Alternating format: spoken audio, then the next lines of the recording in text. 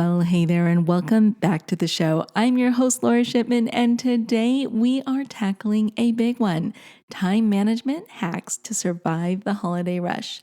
The holiday season can be one of the busiest times of year. Between increased business demands, personal plans, and holiday commitments, time can feel more limited than ever. If you're looking for strategies to stay productive without feeling overwhelmed, you, my friend, are in the right place. Episode 333 starts right now. Hey there, welcome to the Lora Shipman Show. We hang out here weekly to talk about things like social media, entrepreneurship, marketing, tools, strategies, tips, and it all starts right now. Hey there, before we get started with this show, I just want to share my passion with you. I love teaching people just like you how to master social media for business, breaking it down into easy to consume and easy to execute steps so that you can see immediate results. So whether you want to start a social media consultancy or grow your brand's presence on social media, I can help. I can help you get started and master all the things that you need to know. So I want you to go over to my website. It is filled with resources, tools, tips, and courses. Visit lorashipman.com. That's LORA Shipman.com to get all the goods. Now, you ready for the show? I know I am. Let's get started. Well, hey there, my friends. Welcome back. I'm so glad you are here with me today. And let's just get right into it. Let's start by talking about why effective time management is so crucial during the holiday season. Number one, it improves efficiency. With good planning, you'll be able to accomplish more with less stress, giving you the freedom to enjoy the holiday season without guilt. And I think that's what we all want, me included. Number two, it's going to reduce your stress. By knowing which tasks matter most, you can stay focused and avoid feeling swamped. A plan keeps the overwhelm at bay and allows you to work smarter and not harder. And my friend, I am all about that. I do not want to be working super hard during the holidays. And then number three, and I think this is the most important one, it leaves you more time for family and friends. After all, isn't that what the holidays are all about? With a solid plan in place, you'll be able to step away from work and your business to truly connect with the ones you love. With these benefits in mind, let's look at some strategies to help you make the most of your time during the holiday season. With that being said, let's dive into my 5 favorite time management hacks. These tips will help keep you organized, focused, and productive without burning out. So grab a pen and a piece of paper and let's nail these 5 hacks. Okay, hack number 1, set clear priorities. The holiday season often brings a flurry of tasks, right? Setting clear priorities will help you focus on what's most important. Here's how to implement it. Each morning, identify your top 3 tasks for the day that align with your broader Q4 goals. And we've talked about that for the last little while, right? So whether you use a digital planner or a sticky note or a regular calendar, or maybe you have a journal that you write in, make these 3 tasks visible to help you stay on track. So sometimes what I do is I pick it for the week, right? Not just for the day, I'll pick it for a week because there's like 3 major business goals that I want to conquer during that week. And I make sure every day of my planner shows me what those 3 things are. And that just helps me embed it and imprint it on my brain. So I'm focused on those things and I'm not getting sidetracked by stuff that maybe isn't as important right now. And I think that's what we need to focus on. It's setting those clear priorities, knowing what we need to do during this busy time of year. Hack number 2 is something that I talk about a lot and I practice a lot too, and that is batching similar tasks, no matter what it is you're doing. So what you want to do is group similar tasks together so that you stay in one time flow. And when you stay in one time flow, you're not toggling back and forth from one thing to another and losing your momentum. So here's what I mean. Usually when I'm writing content for myself and for my clients, I will stay in written mode. And that's all I do that day is I write. Once I'm in that channel, I stay there. And then maybe the next day it's a graphic day. And so I'm not bouncing back and forth between writing and graphics, which can actually add more time to the process. Because what happens is when your brain jumps from one thing to the other, it takes time for it to gear up and get going at a cruising altitude, if that makes sense. So batch similar things together. And how do you implement this and how do you make it work for you? Be intentional, right? So set aside dedicated blocks of time for specific types of work. So for example, if you are more creative in the morning, you might want to set aside an hour, 2 hour for content creation or for email creation. And when you batch this stuff together, it reduces the mental fatigue that your brain goes through and it increases productivity. You get to stay in that zone, right? That zone of genius for that time period. Hack number 3 is another favorite of mine. Well, I told you these 5 were my favorites, but I just love this one so much. And it is called the Pomodoro technique. And I'm sure we've talked about this a couple of times on the show. But the Pomodoro technique helps you stay focused because you're working in short timed sprints and work intervals, right? Followed by a break. So for example, what you would do is you would set a timer for 25 minutes. You pick a task, set a timer for 25 minutes, and shut off all distractions. That means notifications, social media, phones. Sometimes I actually power down my phone. Actually, I did it today as I'm creating, I'm batching podcasts right now. This is probably the 4th episode of many. Anyways, so what I do is I set a timer, I shut down all my notifications and just become laser focused on what I'm working on. And then when that 25 minutes is up, I take a 5-minute break. And then what that break looks like is you get up out of the seat that you're in, walk around for 5 minutes in another room, down the hall. Do this for about 4 cycles, right? So you're going to do 4 25-minute sprints. And then before your next sprint, on the 5th sprint, you're going to take a longer break, like 45 minutes. And by making sure you're scheduling in breaks in between focused work, it helps you stay fresh and productive. Sometimes we get caught up in the work, right? And we just sit there and we plow through the work and then we wonder why the heck we're so drained by the end of the day. And I'm really guilty of this myself because I do tend to chain myself to the desk. And those days I tend to be more fatigued than the days that I actually practice the Pomodoro techniques. Okay. Hack number 4, set boundaries and limit distractions. I need to do a better job of this myself, but setting boundaries is crucial, especially during a busy season like this. The demands on your time seem endless. So what you need to do to implement this well, and again, it takes practice, right? Because I'm working on this myself. You need to decide on dedicated work hours and communicate to family and friends and colleagues that, hey, this is my true focus time. This is when I'm most productive. So I'm going to be out of touch for a little bit. And please don't be offended if I don't respond to you right away. But between the hours of, 8 and 2 or something, I don't know what makes sense for you, I'm going to be unreachable. And so what I'll do is I'll power down my phone or I'll use Do Not Disturb. And this helps me just stay focused on what's important to my business and to my work during this very busy time of the year.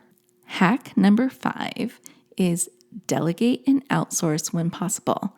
You don't have to do it all. I know sometimes we think we do, but we don't. So delegating tasks or outsourcing some things can really free up some valuable time for you to focus on high-level work. So what you want to do is take a look at your workload and identify those tasks that can be handed off to others, whether it's administrative work, customer service, or even stuff around the house. Like I work from home and I get distracted by maybe cleaning. I, handed that off to somebody. Somebody else does the cleaning for me once a month.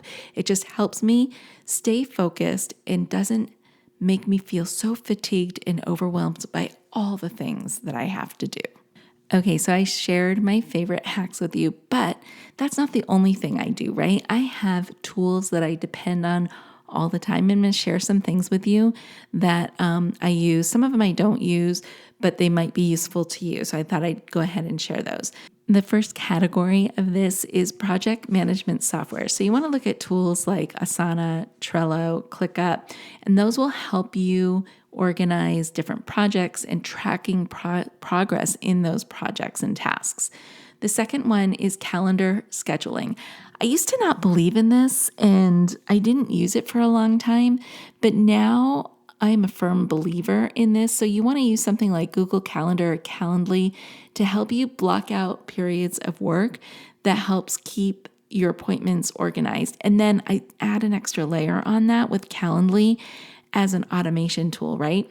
So I let people schedule with me during certain blocks of time during the week. So for example, typically on Mondays, I don't like to schedule any meetings with anybody because that's like a high focus day for me. I just want to set my week off to start in a certain way. And I don't usually like to take meetings on a Monday because I'm really setting up my week for success. And then but then the rest of the week, I'll block off certain times that if somebody has my Calendly link, they can click on it, see what times and days I'm available and schedule something. And then I just get a little ping and it automatically updates my Google Calendar. Or if you have like iCal, for example, it'll update that as well. So you never miss a meeting. And then when you do the setup with Calendly, I love this. It integrates with Zoom, so it'll automatically set up a Zoom meeting for you. And the other feature I love about this is it will send out text and email reminders to the person who scheduled the meeting with you. Because before, people would schedule stuff and then they would forget about it or fail to put it on their calendar. Now, this is kind of like a no-fail thing. You can set it up to send an email reminder the day before and then a text reminder 30 minutes before. So that way nobody misses a meeting. It's great. I love it. It just makes setting meetings so much easier. Okay, the next one is setting up task managers. Apps like Todoist or Microsoft To Do, or even your Google Calendar has like a task area. Like you can set up tasks to follow. I love doing that because then you can set a time to it. It'll ping you at a certain time. Make sure you get this done by whatever time. It really helps me stay on track so I don't forget to do little tasks that don't take much time, but they're easily forgettable. And then the last one is automation tools. So if you have like repetitive tasks, you can automate them with tools like Zapier, saving you time on tasks that don't need your full attention. Another one that I like, and of course we talk about this one all the time. I probably talked this one to death, but Metricool, I love it for scheduling out all my posts. And you can use Meta. Meta has something for Facebook and Instagram, but the reason why I like Metricool is because you can hit all the major socials. And then if you do the paid version, it actually tells you the best time to post. And by the way, this is not an ad for them. This is not a paid promotion. It's just something like I truly believe in and love. I do love Metricool, and it does make things happen a lot faster for me.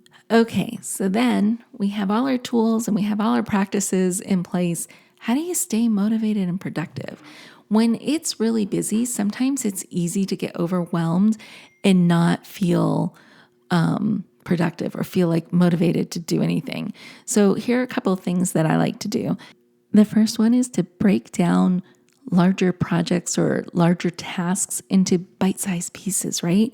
It doesn't feel so bad if you can just tackle these little bite-sized pieces like one at a time. It's really helpful. Another thing in the same vein or line as this is Brian Tracy had a book called Eat That Frog. And the basis of the book was you had to eat 3 bullfrogs that day. You had to. They're gross and they're big and they're oily and slimy and whatever. But you had to eat 3 of them.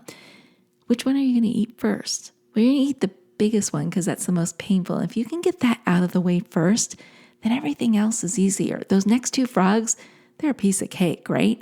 So I try and look at my day that way. I look at the biggest task I have, the one that's going to cause me the most pain, and I try and do that one first, and then the day seems easier. And I even do this with exercise. every morning I meet my friend at 6 a.m. and we go walking for 3.5 miles. And it feels painful at the time we meet. Like I have to get up at 5:30, sometimes 5 o'clock and meet. But then when it's done, it's over. And I feel good that I've actually kept my promise to myself that I was going to exercise for at least 1 hour every day. So eat those frogs, eat the big ones first, and then the rest of them are going to be so easy peasy lemon squeezy, right? Okay, and then the third thing is, I think it's 3, maybe it's 4, take care of yourself. Don't skimp on the basics. Like we already talked about it, right? Exercise, make sure you exercise. Get that exercise in early. Take breaks, and the Pomodoro technique forces you to do that, which I love about that. And get a good night's sleep. I love landing in bed. It's going to make me sound like a little old lady, but I love landing in bed at 9 o'clock. And that gives me time to kind of decompress in bed and read and just kind of take care of me and not have to worry about anything before I drift off to bed. So I actually may be in bed for a couple hours before I fall asleep. I probably don't fall asleep until like 11:30, but I'm doing stuff that feels good and relaxes me and takes me away from my work day. Okay, so that does it for this episode. But before we wrap up, I always have some homework for you to do, right? And if you don't do the homework, it's like you wasted your time listening to me, and I don't want you to waste your time because this one was all about time management and productivity and staying motivated. Your homework is to choose one of today's time management hacks that you think will make the biggest difference in your life. Write down a short plan for implementing it this week, and then just go ahead and tag me in a post saying that you did it. I would love to know what time management hack you chose and how it changed your life. It's just these little changes that I don't think we talk about enough that can really change your life. And I don't know, I hope this helped. If you found today's episode helpful, please make sure you're subscribed, share it with a friend, someone who you think needs help with time management. Anyways, that does it for us here today. Thank you for tuning in. As always, I appreciate you being here.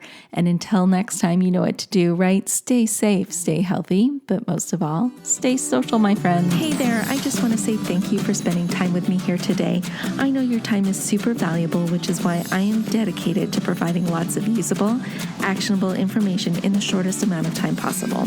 Before you go, please don't forget to hit that subscribe button so you don't miss a future episode.